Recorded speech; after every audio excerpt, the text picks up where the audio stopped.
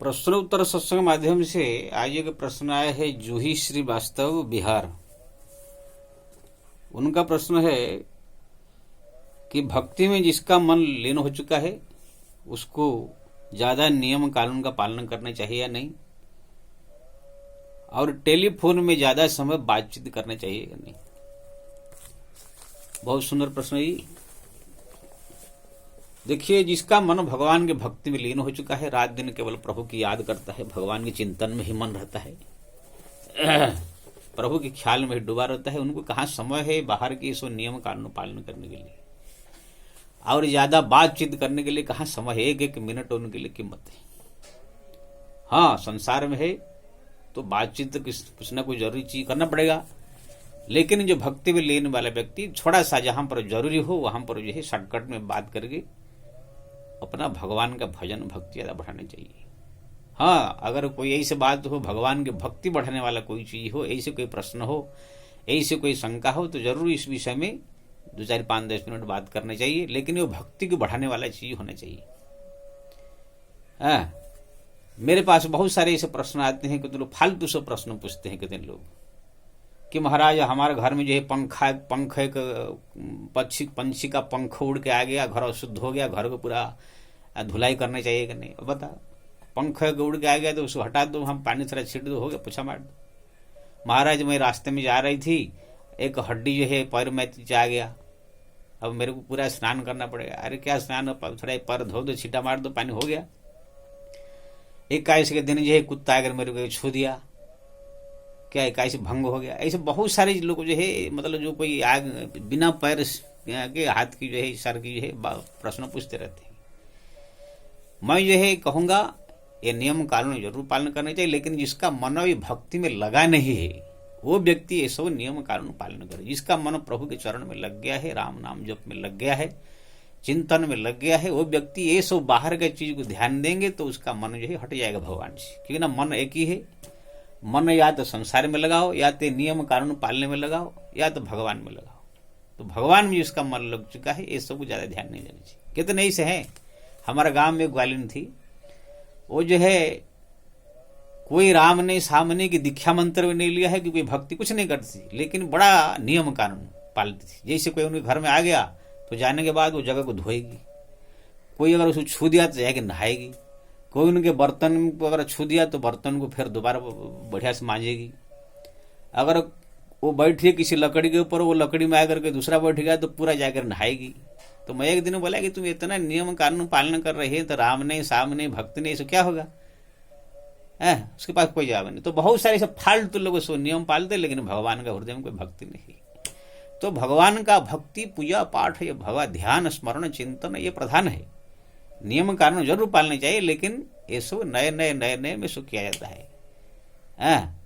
लेकिन जब प्रेम शिखर पर पहुंचता है, जिसको भगवत प्राप्ति करना है, भगवान को पाने का है, प्रेम लगाने का है, तो वो व्यक्ति प्रेम को ज्यादा ध्यान देना चाहिए, प्रभु का चिंतन स्मरण प्रार्थना में मन लगाना चाहिए।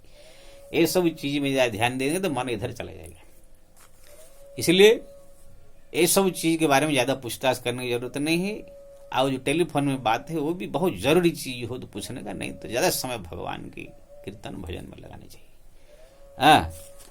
तो इसके विषय में जो है मेरे को जो एक जो काली में एक वीडियो बनाया था, उसमें जो है कविता के रूप में जो मैं पेश किया था, तो बहुत लोग पसंद आया। बोले महाराज आप जो भी सिद्धांत की बात कहते हैं उसको जो है कविता के रूप में भी थोड़ा सा बोल लिया कीजिए, जिससे कि हम वो कविता को याद रखें। तो आज मैं इसी विषय में एक कविता बनाया, ध्यान से आप सुनिए। राम प्रेम में जो कोई डूबा, जो राम प्रेम में डूब चुका है, राम में लगन रहता है, जिसका राम में लगन हो गया है, लगन रहता है। राम की याद पल पल, राम की याद में पल पल बीते, राम में मगन रहता है। जो राम में ही पल पल चिंतन में बीतता है, राम में मगन रहता है, राम में लगन रहता है। खुद को होश नहीं रहता, नियम कैसे पाले। खुद का तो होश नहीं रहता, प्रभु के चिंतन में डूबा रहता है, तो नियम कानून कैसे पाले। खुद की होश नहीं रहता, नियम कैसे पाले।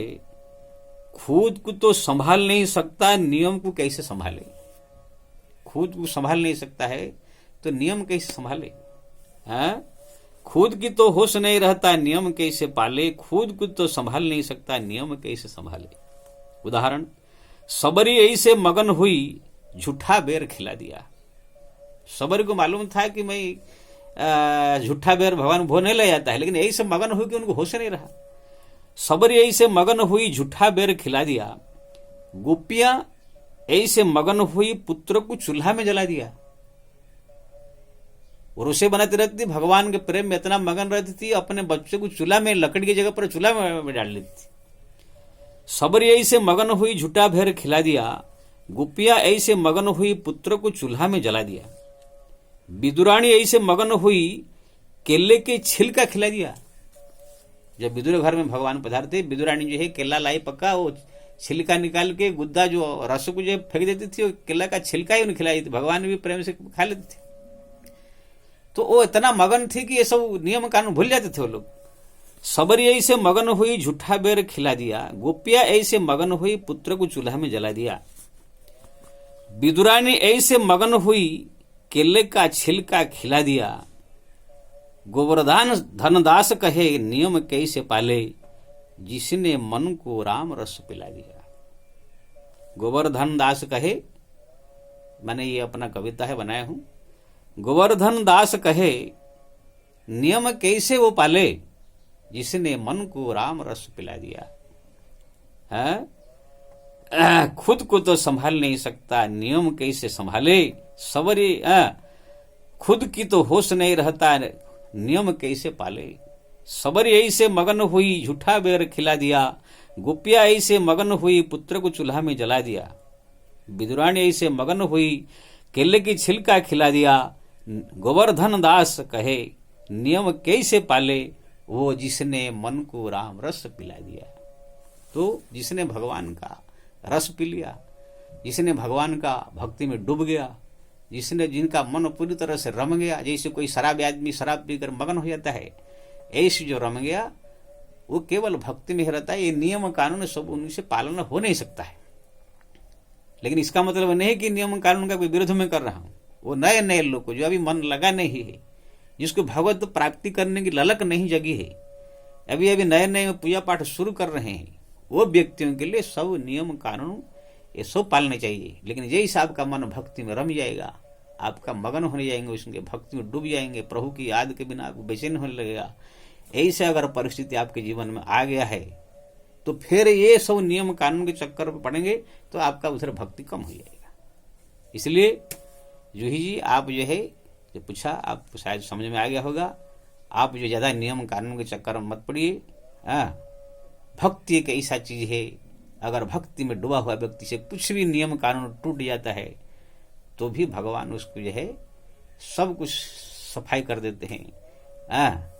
हमारे जो है पूजा पाठ जब होता है, उसी पूजा पाठ में जो है अंत में कहा एक श्लोक गाया जाता है कि मंत्रहीनम क्रियाहीनम भक्तिहीनम परात्परम नमस्कारिणम देवेशम परिपूर्णम तदस्तु में। हे प्रभु, मेरे को भक्ति ज्ञान कुछ मालूम नहीं, नियम कुछ मालूम नहीं, लेकिन आपका स्मरण कर रहा हूं, आपका नाम ले रहा हूं, प्रणाम कर रहा हूं,